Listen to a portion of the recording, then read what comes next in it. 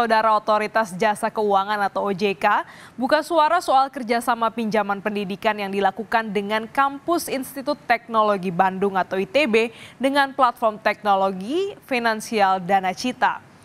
OJK telah memanggil Danacita pasca polemik yang muncul dari sistem ini. Dalam keterangan tertulisnya, OJK mengatakan Danacita telah memperoleh izin dan legal beroperasi sejak tanggal 2 Agustus 2021.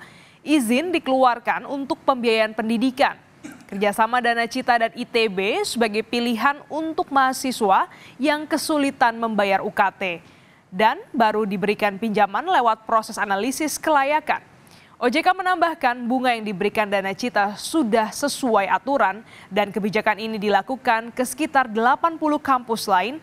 Dan untuk menjawab polemik yang terjadi, OJK akan memantau secara periodik pelaksanaan pinjaman pendidikan ini.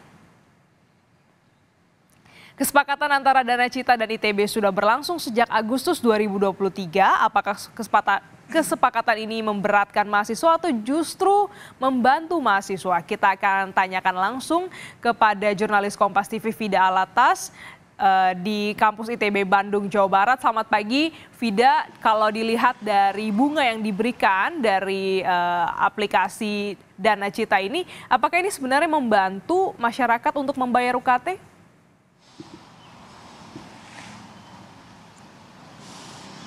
Ya, Glenis, kebijakan baru dari ITB ini justru kemudian menuai protes atau menuai keberatan dari sejumlah mahasiswa ITB, utamanya ini adalah mahasiswa-mahasiswa yang kemudian memiliki keterbatasan keuangan atau finansial untuk melakukan pembayaran uang kuliah tunggal mereka. Para mahasiswa ini sudah melakukan sejumlah protes begitu, Glenis dan juga saudara, selama 5 hari ke belakang. Dan puncaknya, Glenis dan juga saudara, ini adalah aksi demonstrasi yang dilakukan atau digelar oleh mahasiswa ITB di depan kantor atau gedung Rektorat Institut Teknologi Bandung pada hari Senin kemarin, tepatnya tanggal 29 Januari 2023. Ada sejumlah keberatan yang dirasakan oleh mahasiswa, Glenis dan juga saudara, terkait kemudian skema yang ditawarkan kampus ITB yang dinilai menjadi solusi bagi para mahasiswa yang kemudian kesulitan untuk melakukan pembayaran UKT mereka. Di antaranya adalah bunga dari cicilan pinjaman online ini yang dinilai memberatkan, yakni 20% per tahunnya atau mencapai 20% per tahunnya. Dan kemarin dari Ketua Kabinet Mahasiswa ITB ini kemudian menyebut bahwa para mahasiswa yang terancam tidak bisa mengikuti kuliah pada semester ini atau semester selanjutnya ini masih ada 93 mahasiswa totalnya. Dan lebih lengkapnya terkait keberatan para mahasiswa terkait kebijakan baru ITB ini kami akan tampilkan cuplikannya untuk Anda, Glenis. Begitu Rektorat juga memberikan solusi berupa pinjaman online yang dirasa memberatkan kepada teman-teman mahasiswa. Mereka diberikan pinjaman 12,5 juta untuk kemudian dapat membayarkan pada rentang waktu 12 bulan. Itu sebesar 15,5 juta rupiah Bapak Ibu sekalian. Yang mana itu berkisar pada kisaran 20%. Ini sangat memberatkan, kami telah mengusahakan ragam advokasi lainnya, namun Bapak Ibu Rektorat masih belum mendengar maka dari itu. Ya. Glenis dan juga saudara, mengapa kemudian para mahasiswa ini keberatan? Karena memang mereka menyebut atau menilai bahwa orang tua dari para mahasiswa yang memiliki kesulitan untuk kemudian membayar UKT ini adalah mereka ini bekerja dengan upah yang di batas UMR, dan juga banyak dari orang tua mahasiswa ini yang juga memang pekerjaannya ini adalah buruh lepas begitu, Glenis dan juga saudara.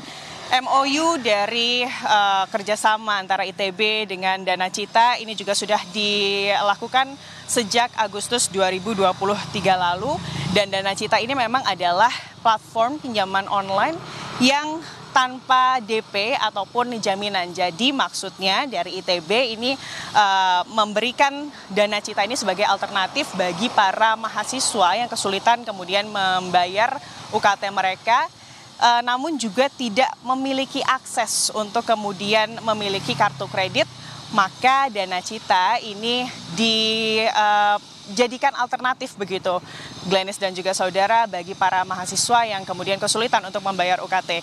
Dana Cita ini juga buka suara, Glenis dan juga saudara, terkait polemik hal ini. Pihaknya ini menolak untuk disebut sebagai pinjaman online, Glenis, karena ini biasa dikaitkan dengan praktik layanan pendanaan yang ilegal dan juga berkolerasi negatif begitu, Glenis. Pihak Dana Cita ini menekankan bahwa Dana Cita ini merupakan penyedia layanan pendanaan bersama berbasis teknologi yang pelayanannya ini juga sudah legal dan juga sesuai aturan OJK serta bertanggung jawab. Lalu juga Dana Cita ini, Glenis dan juga saudara, sudah bekerja sama dengan total 148 perguruan tinggi di seluruh Indonesia, baik itu perguruan tinggi negeri maupun swasta, diantaranya ini adalah UGM, lalu juga UNS dan juga UNESA. Dan memang bunga yang diberikan dari Dana Cita ini tidak melanggar aturan, yakni sesuai dengan SE OJK nomor 19 tahun 2023, di mana kalau kita melansir dari Dana Cita, Glenis dan juga saudara, setiap pinjaman dengan jangka 12 bulan ini dikenakan biaya bulanan platform sebesar 1,75% dan juga biaya persetujuan sebesar 3% per bulannya. Untuk skema pinjaman dalam jangka 6 bulan ini dikenakan biaya bulanan platform senilai 1,6% dan juga biaya persetujuan sebesar 3% per bulannya. Memang Glenis dan juga saudara, yang menjadi masalah atau dipermasalahkan oleh para mahasiswa utamanya ini adalah mereka yang memiliki keterbatasan secara keuangan atau finansial.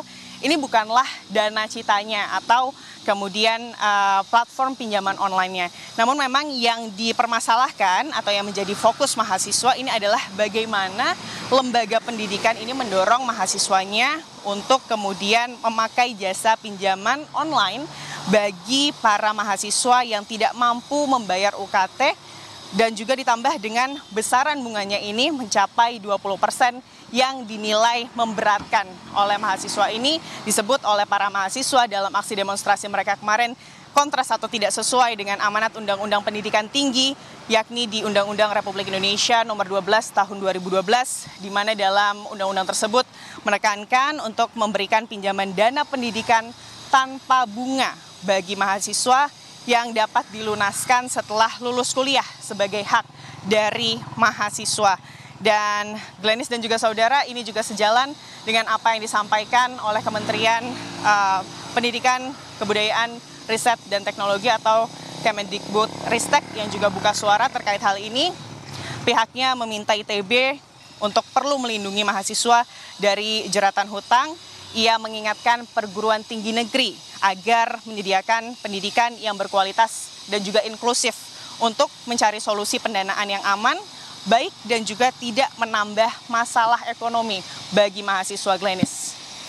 Baik, terima kasih jurnalis Kompas TV Vida Alatas langsung dari Bandung, Jawa Barat.